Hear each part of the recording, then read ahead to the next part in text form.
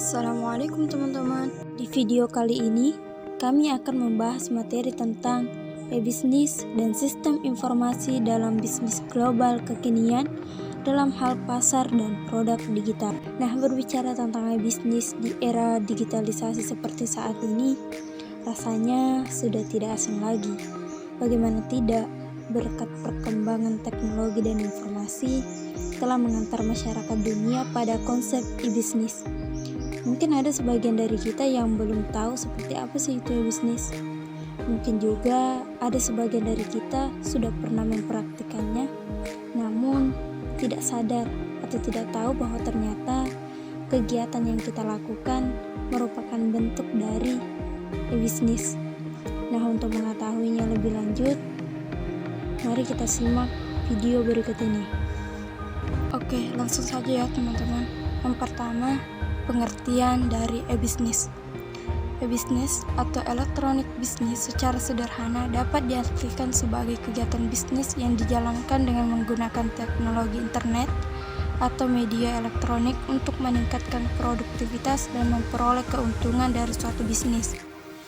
Dalam penggunaannya, e-bisnis tidak hanya mencakup jual beli barang dan jasa saja atau perdagangan elektronik, tapi juga mencakup pelayanan perusahaan terhadap pelanggan yang kerjasama dengan rekan bisnis, baik secara individual maupun instansi.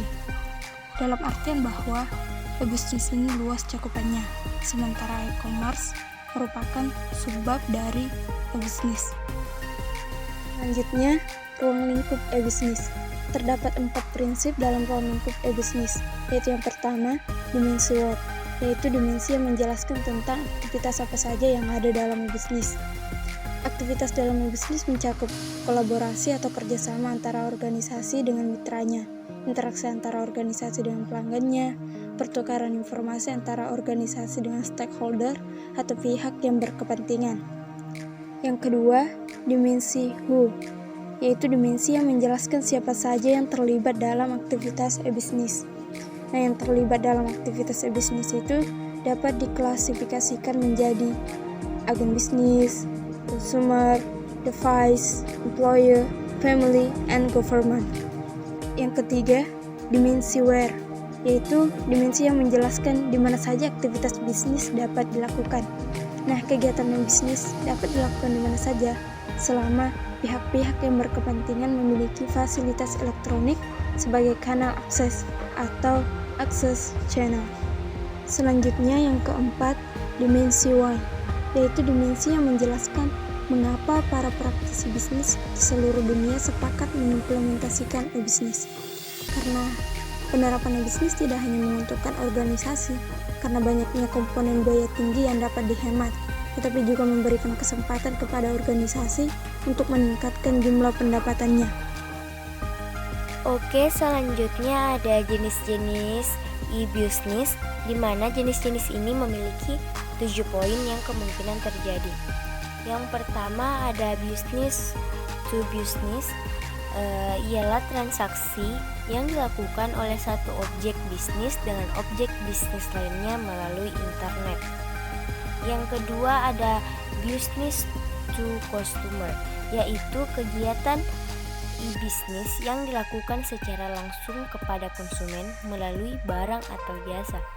Yang ketiga ada customer to business, ialah salah satu jenis e-com yang dalam kegiatannya seorang menjual produk pada organisasi serta individu yang mencari penjual kemudian melakukan interaksi dengan penjual tersebut untuk melakukan transaksi. Yang keempat ada consumer to consumer, ialah salah satu jenis e-commerce yang sistem komunikasi bisnis dilakukan antar pelaku bisnis atau antar konsumen untuk memenuhi kebutuhan tertentu. Yang kelima ada government to business, ialah suatu bentuk kerjasama antar pemerintah dengan pelaku bisnis, sektor bisnis yang interaksi antara keduanya dilakukan secara online melalui media internet. Yang keenam ada business to government.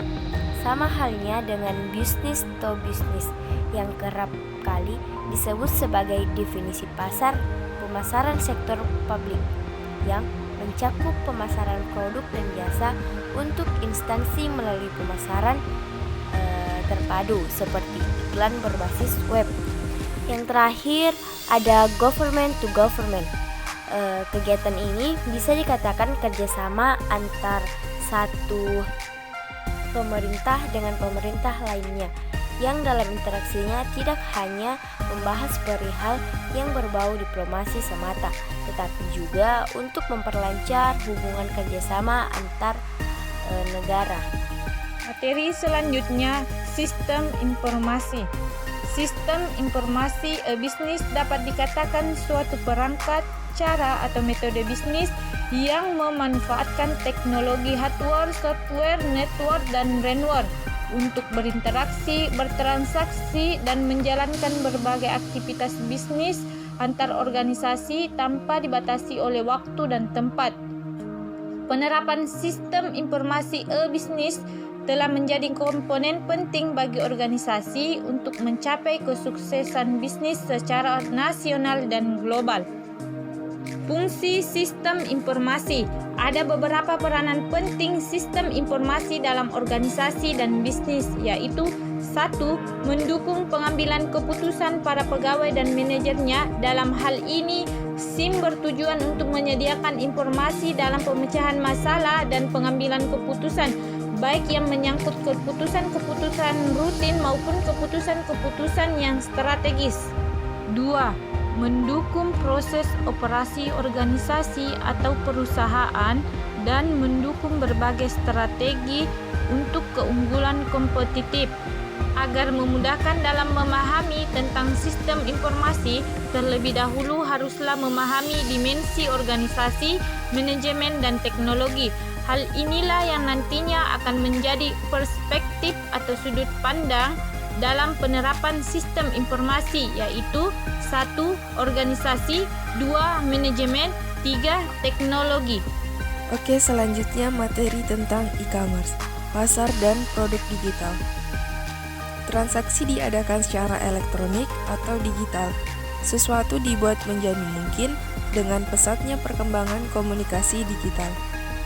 E-commerce berarti transaksi bisnis yang dilakukan melalui internet, di mana pihak-pihak yang terlibat melakukan penjualan atau pembelian. Pasar digital adalah pasar yang berada dalam lingkungan digital yang memungkinkan terjadi transaksi komersial di antara individu dan banyak organisasi. Salah satu bentuk e-commerce di Indonesia adalah online shop seperti Tokopedia, Bukalapak, Lazada, Shopee, dan lain-lain. Produk digital atau yang akrab dikenal e-produk ialah produk berbentuk elektronik atau biasanya berwujud bukan fisik yang biasanya diperjualbelikan secara online melalui media internet. Produk digital disimpan, dikirim, dan dipergunakan oleh format elektronik serta bentuk jual belinya melalui pemasaran digital seperti aplikasi, perangkat lunak, game online, tiket elektronik, dan masih sangat banyak. Selanjutnya yaitu manfaat dan keuntungan e-commerce. Yang pertama ada manfaat bagi pemilik usaha, di mana yang pertama penjualan secara global, yang kedua pengurangan infrastruktur perusahaan, yang ketiga pengurangan biaya perusahaan atau meningkatkan keuntungan bersih, dan yang keempat pengurangan harga produk. Selanjutnya yaitu manfaat bagi konsumen. Ada yang pertama, belanja 24 jam per 7 hari. Yang kedua, menghemat waktu. Yang ketiga, barang dan jasa semakin murah. Yang keempat, konsumen dapat membandingkan secara lebih akurat. Yang kelima, pembeli lintas wilayah. Selanjutnya yaitu kekurangan dan kelemahan e-commerce. Selain memiliki kelebihan, e-commerce juga memiliki beberapa kekurangan, yaitu yang pertama, barang atau produk tidak dapat dilihat dan digunakan langsung karena harus menunggu proses pengiriman terlebih dahulu. Yang kedua, barang atau jasa tidak dapat dipastikan cocok tidaknya, karena barang tidak dapat dicoba secara langsung, hanya mampu mengira-ngira. Dan yang terakhir, yaitu keadaan atau kondisi barang atau jasa, ataupun kualitas sesungguhnya dari barang tersebut secara subjektif ataupun objektif tidak dapat dipastikan 100% karena barang atau jasa tidak dapat disentuh, dicoba secara langsung. Dari video tadi dapat kita simpulkan bahwa ternyata bisnis itu adalah kegiatan bisnis yang dilakukan dengan menggunakan media elektronik atau teknologi internet yang tujuannya untuk mempermudah kinerja dan meningkatkan kualitas pelayanan perusahaan. Nah, salah satu bentuk e-bisnis yang marak digunakan saat ini yaitu e-commerce atau perdagangan elektronik. Demikianlah video dari kami teman-teman semua. Semoga bermanfaat. Dan bagi teman-teman yang ingin menanggapi materi dari video ini, silahkan berkomentar di kolom komentar ya teman-teman. Sekian dari kami. Terima kasih.